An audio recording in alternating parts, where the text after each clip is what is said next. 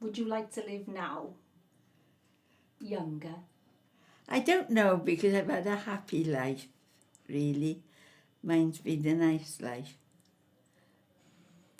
Had nice friends, nice family. Yeah, no, my life was the best.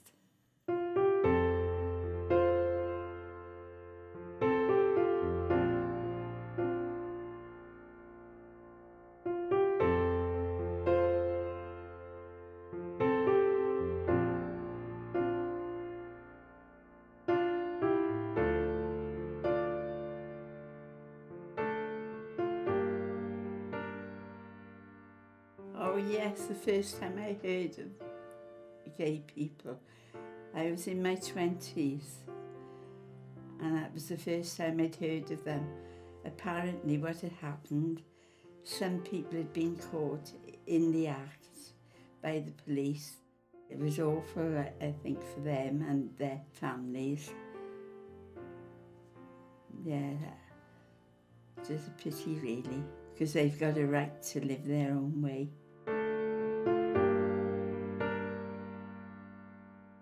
Did you have some friends in the Merchant Navy that were working that were gay? Well, I shouldn't say this because they were first-class workers, but most of the stewards were, shall I say, that way inclined, you know. What were your expectations of them? Because you were second engineer, weren't you? Well, as long as they did their job, that's all I wanted. As long as that great huge engine just kept on going, I was happy. Some of them are marvellous, you know.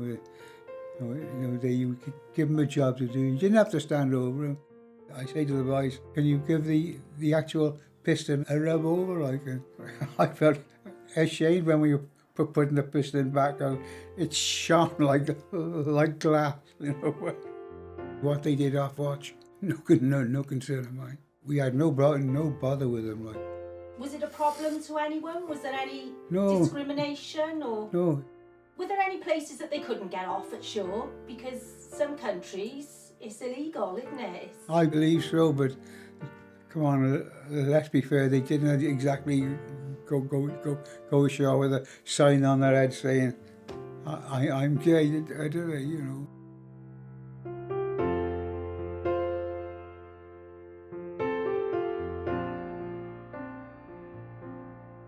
Tell me about when you used to go to the pub in the Vale with friends.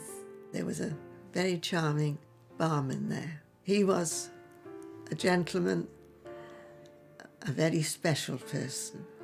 As usual, husbands were always one end of the bar. Women were sat at the other end of the bar, and he'd be talking sport with our husbands, and they'd bring our drinks down, and he'd know whether we had something coming up, an anniversary or a birthday or something like that.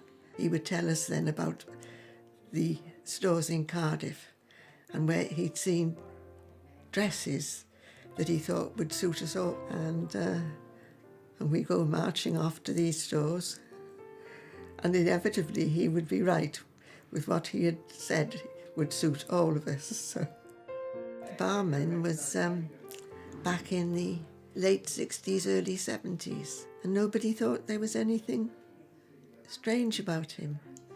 Well, it wasn't strange because it was just him.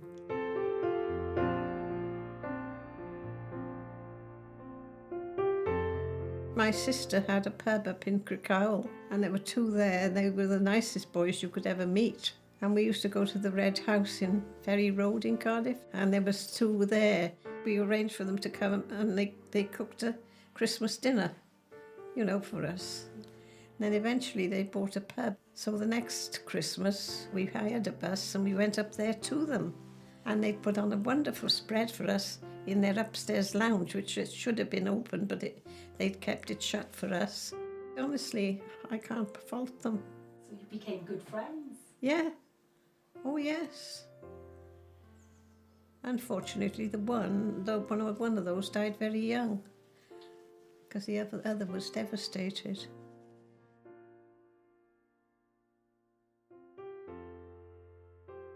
Well, it was a shock to me. It was. My daughter lives away, and I'd gone up there for a holiday. While I was there, I found out what was going on by my grandson. Well, she said she was in a lodger. That's what she told me. I had a shock.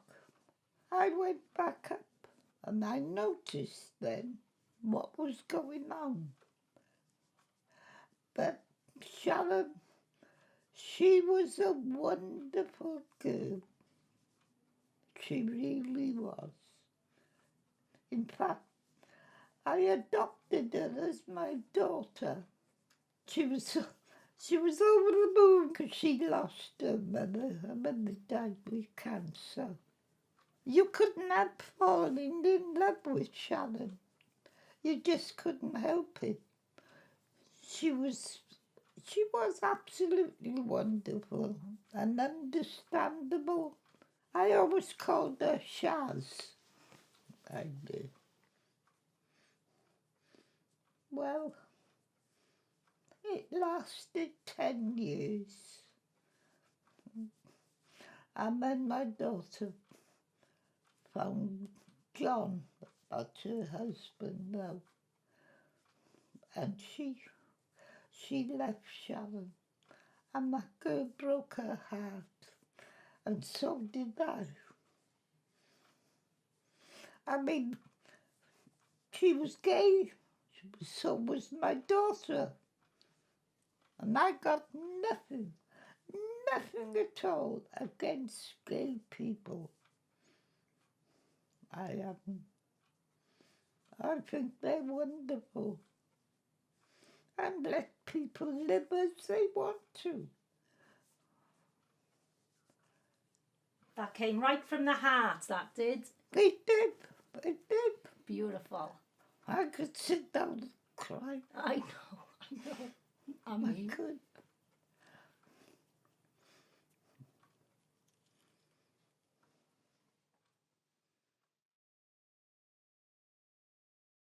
do you think attitudes have changed now, Peg? Oh, yes. I think people are more tolerant now, though. Tolerant of differences? Yes, well, of gay people, certainly. I don't think they get half the stick that they used to get. It's accepted more now, I think, than ever. Because there seems to be quite a few about, don't there?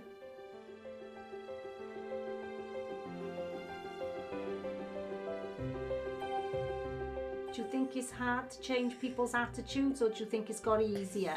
I think it's gone easier in these years as I've jumped. But I've never seen many of them yet, really.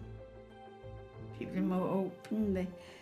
They're not hiding in corners or in a big change, I think. For the better? Yes.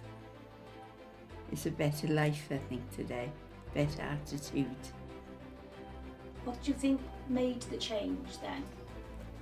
I think because more and more people were becoming more accepted, and so more and more people were able to say, you don't judge a book by the cover.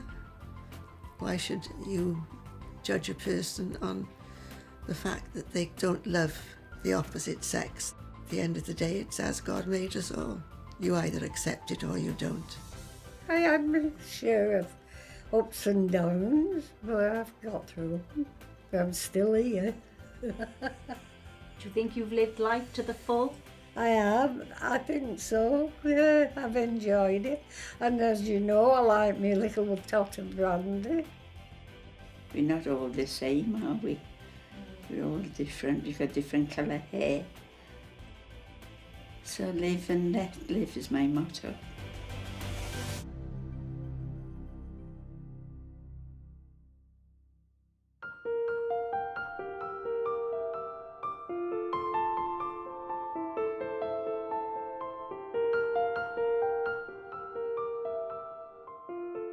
I wouldn't mind having 10 years knocked off my age brains.